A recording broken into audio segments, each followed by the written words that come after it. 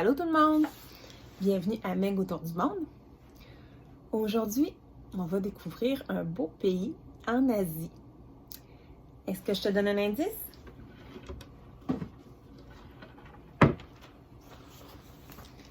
Est-ce que tu reconnais ce drapeau? Non? C'est le drapeau de la Mongolie. Un très beau pays en Asie. Regarde.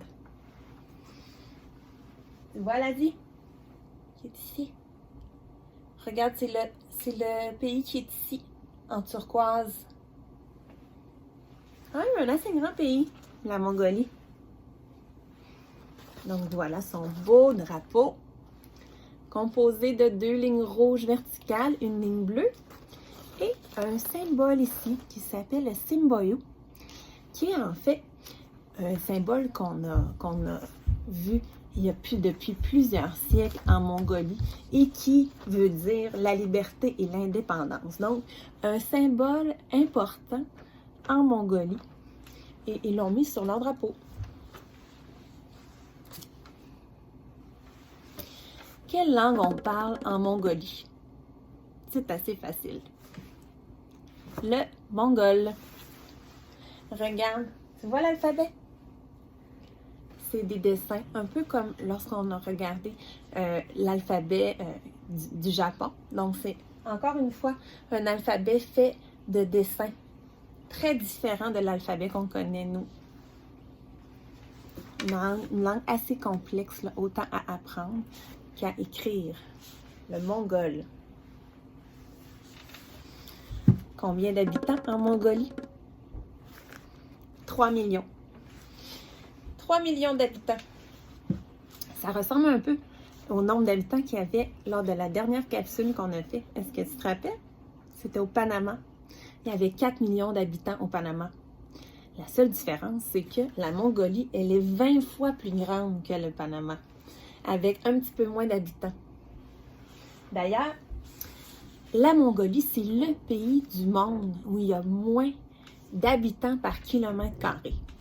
Donc, regarde, 2 habitants par kilomètre carré en Mongolie. Ça fait de la place, ça. Donc, chaque habitant de la Mongolie a beaucoup de place pour lui. Je te remonte la carte, mais cette fois-ci de l'Asie uniquement. Tu vois, la Mongolie, elle est en vert ici. Donc, elle se retrouve un peu en sandwich entre 2 très grands pays. Donc, la Chine, qui est au sud, donc de la Mongolie, et la Russie, encore plus grand pays, au nord de la Mongolie. La Mongolie, c'est un pays qui est très montagneux et où il y a beaucoup de steppes. Est-ce que tu sais ce que ça veut dire le mot steppe? Steppe, ça veut dire des grandes étendues d'herbes, comme ça. Utiliser ces terres-là pour faire de l'agriculture. Donc, c'est pas des sols qui sont riches. C'est pas un climat qui permet que ça pousse bien. Donc, ça s'appelle des steppes. Donc, c'est très, très caractéristique de la Mongolie, les steppes. Les montagnes et les steppes. Une chose qui est très, très caractéristique de la Mongolie, c'est que à peu près 30%, donc le tiers de sa population qui est nomade ou semi-nomade. Est-ce que tu sais ce que ça veut dire, être un nomade? Nomade, c'est de ne pas avoir de domicile fixe au même endroit. Donc, c'est un mode de vie qui est basé sur les déplacements.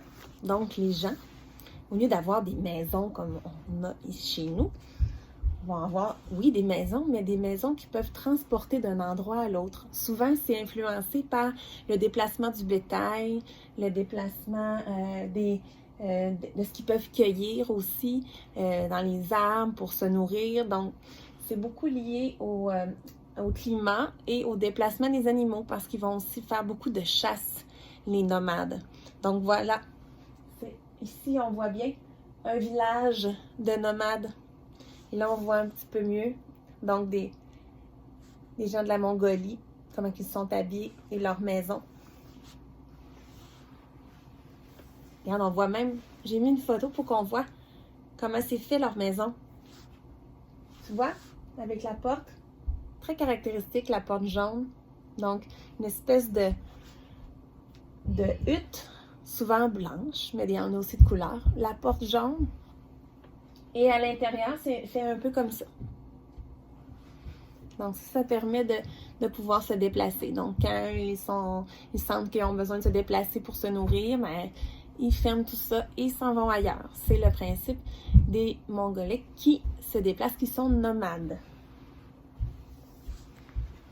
Il y a une autre chose qui est un site archéologique en Mongolie. En fait, c'est pas juste un site, c'est quelque chose qu'on voit beaucoup en Mongolie. Ça s'appelle des pierres de serre.